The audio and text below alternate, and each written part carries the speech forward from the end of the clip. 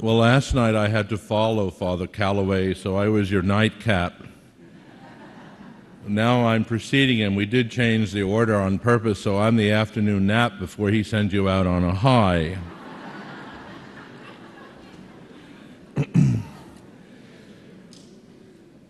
You may have already heard the expression that 1978 was the year of the three popes. At the time, I was a curate.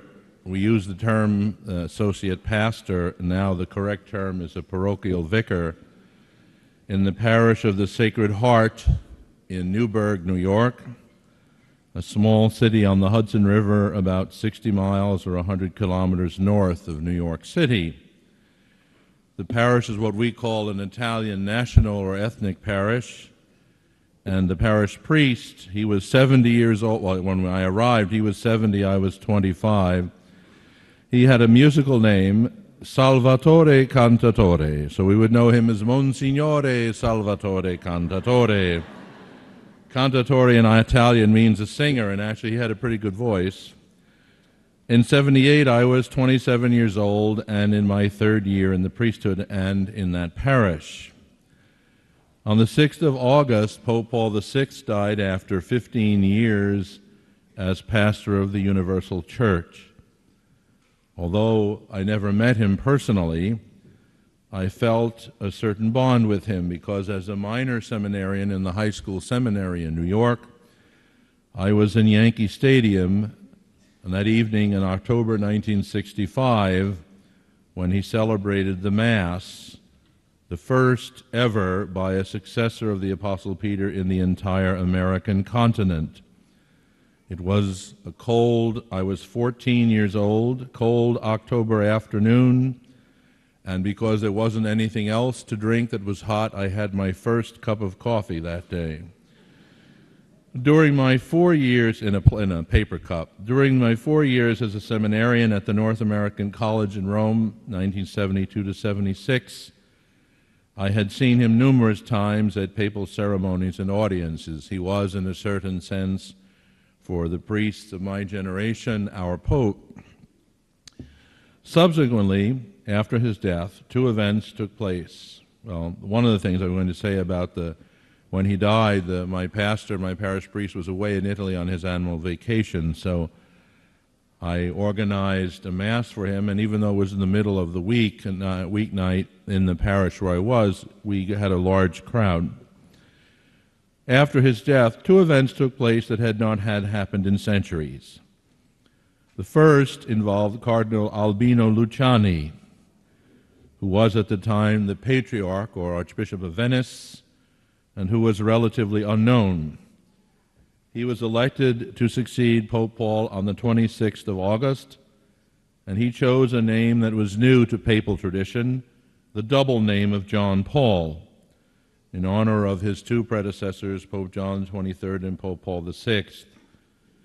To the utter shock of the world, his papacy lasted only 33 days, the shortest since that of Pope Leo XI in 1605. In fact, when the morning that the parish priest said, "Oh, you know, the Pope died," and I said, "Well, that was a month ago."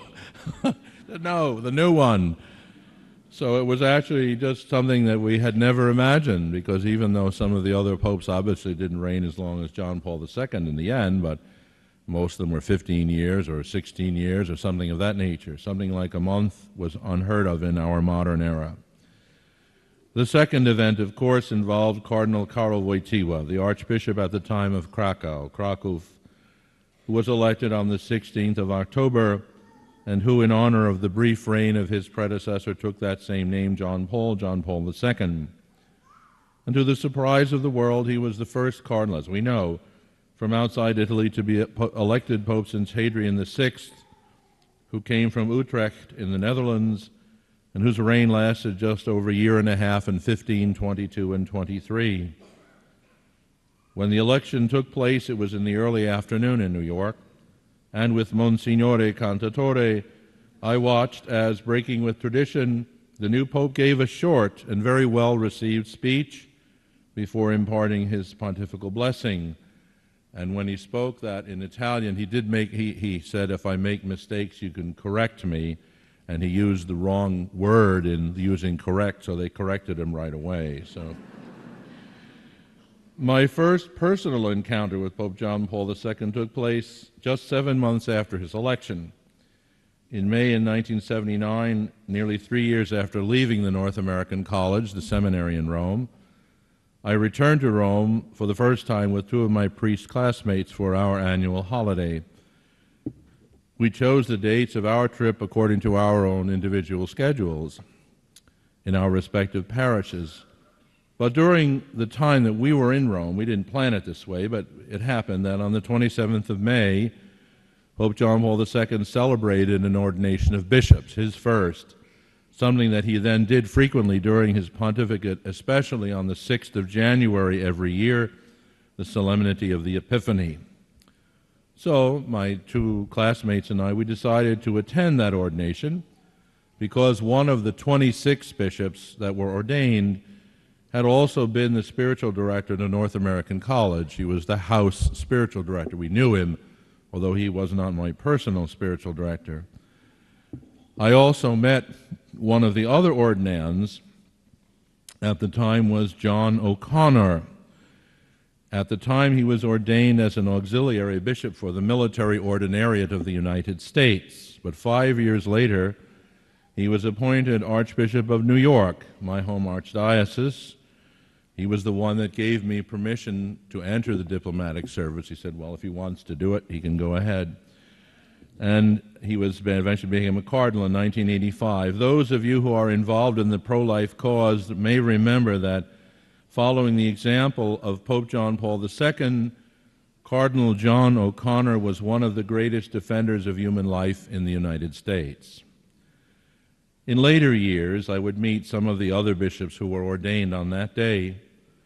Because there was such a large number of bishops being ordained, the ceremony lasted 4.5 hours. The most amazing thing about it, this is something that I still remember to this day, was our impression that Pope John Paul II was stronger at the end of the event than he was at the beginning. He was just picking up strength as he was doing the ceremony. People would often say, even when he was in his later years and very sick and he would meet with young people, that was often, he would gain strength as he was speaking. Now we fast forward ahead 26 years to the end of March and the beginning of April 2005. On Easter Sunday, the 27th of March, Pope John Paul II appeared at his window and gave his blessing. He wasn't at the balcony normally where he would be at his window, but he was unable to speak. If you see that film, you hear someone saying, oh, may the blessing of Almighty God, but it's an Italian saying it because you can recognize the way that he pronounced the Latin. Pope John Paul was not able to speak anymore. During that week following Easter, his health worsened, and it became clear that the earthly life of the Pope was coming to an end, just as the sun sinks slowly in the west and disappears from view. An immense crowd of people from many parts of the world, and particularly from the city of Rome, gathered spontaneously and stood under the Holy Father's window in a vigil of prayer. Among the final words that Pope John Paul spoke in different moments were those addressed to the young people of the world. I went in search of you, now you have come to me, and I thank you. On the 1st of April, a certain number of appointments of bishops who had already been chosen but who were still awaiting a later date of publication were made public. Among them was yours truly standing here before you.